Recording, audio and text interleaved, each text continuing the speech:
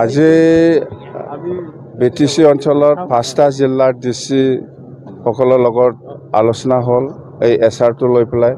আমাৰ cabinet minister Jayanta Malla Baruah ডাঙৰীয়াও আছে। মুঠতে যিখিনি হুলস্থুল বা যিখিনি উৰা বাতৰি হওক বা ফলছে হওক বা যিকোনো সেইটো একো প্ৰব্লেম নহ'ব BTC অঞ্চলত। সেইখিনি কথা আমি জনাই দিছোঁ। DC সকলেও আজি আমাক কথা দিছে যে এনেকুৱা আৰু নহ'ব, আমি ফুল ষ্টপ কৰিম। এইটোতো কনষ্টিটিউচনেল বস্তু হয় নহয়, মুঠতে BTC এৰিয়াত সেইটো আজিৰ দিনত কোনো টেনশ্যন নাই।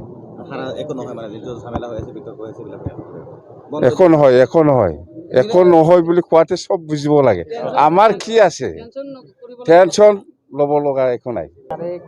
হয়, আজি কেইদিন ধৰি SR লৈ পেলাই যিটো আমাৰ BTC অঞ্চলত এটা আতংকময় পৰিৱেশ এটা সৃষ্টি হৈছিলে।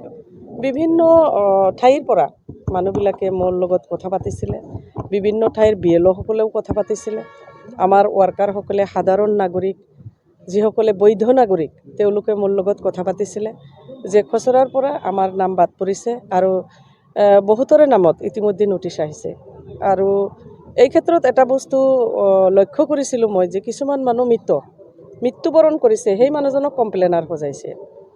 এইবিলাক দেখা পাই পেলাই তেতিয়াৰ পৰাই আজি 4-5 দিন ধৰিয়ে মই এই বিষয়টো BTCৰ চিফ মাননীয় হাগ্ৰামা মহিলাৰী ছাৰৰ লগত কথা পাতিছিলোঁ।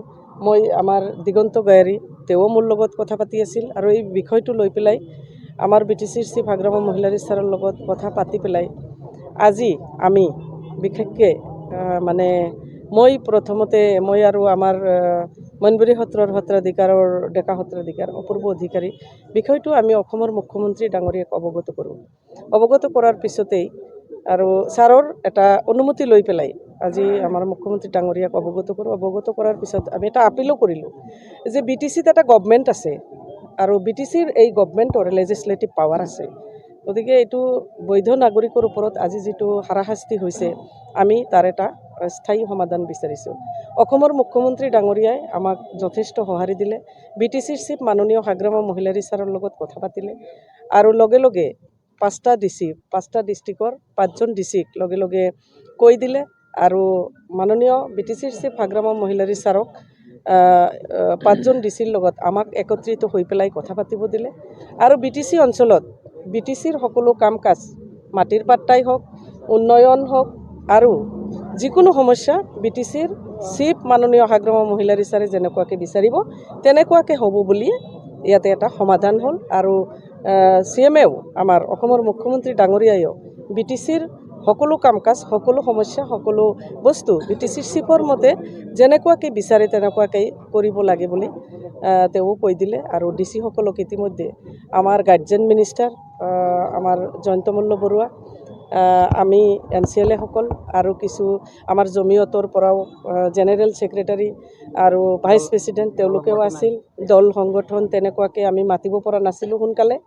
তো আজি BTCৰ চিফ মাননীয় হাগ্ৰামা মহিলাৰী ছাৰে এটাই কথা কৈছে যে BTCত আমাৰ 2003 চনৰ 10 ফেব্ৰুৱাৰীত BTC চুক্তি হৈছিলে আৰু সেই আধাৰ মতেই BTCৰ সকলো বাসিন্দা আৰু BTCৰ এইবিলাক যিবিলাক SR এইটো BTCৰ ক্ষেত্ৰত আপোনালোকে আমাৰ মানুহখিনিক যাতে হেৰেছমেণ্ট নহয়, আপোনালোকে এইটো কৰিব নালাগে। BTC ফুল্লি এতিয়া নিৰাপত্তা, আমাৰ নিৰাপত্তা আছিলেই।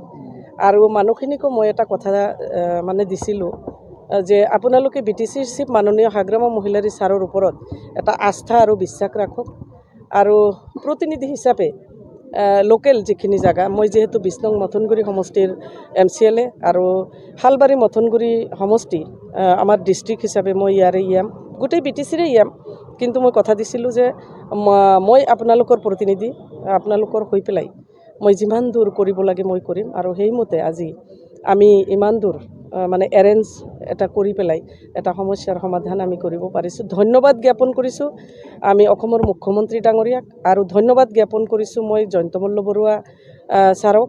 আৰু ইয়াতে আটাইতকৈ বেছিকৈ ধন্যবাদ আমি সকলো BTCবাসী ৰাইজৰ হৈ ধন্যবাদ জনাইছোঁ BTCৰ চিফ হাগ্ৰামা মহিলা ৰিচাৰক যে আমাৰ ক্ষেত্ৰত আজি BTCৰ চিফ হিচাপে যিখিনি কথা দিছিলে আখৰে আখৰে তেওঁ পালন কৰিছে। আৰু এটা বস্তু মই আপোনালোকৰ মিডিয়াৰ জৰিয়তে ক'ম, যিখিনি দল সংগঠন, গোটেই দল সংগঠন নহয়, বিশেষকৈ কিছুমান মানুহে খুব বেয়াকৈ মোৰ বিৰুদ্ধে, BTCৰ চিফৰ বিৰুদ্ধে বেয়াকৈ সমালোচনা কৰে। তেওঁলোকে সমালোচনা কৰাৰ আগত মই তেওঁলোকক আপিল কৰিম, মই অনুৰোধ কৰিম, এজন মাতৃ হিচাপে তেওঁলোকক ক'ম, তেওঁলোকে কাৰোবাৰ বিৰুদ্ধে কোৱাৰ আগত যাতে 5 বাৰ ভাবি পেলাই কয়। কাৰণ আমি ৰাইজক কথা দিছোঁ আৰু ৰাইজক কথা দিয়া মতে কাম কৰি আহিছোঁ আৰু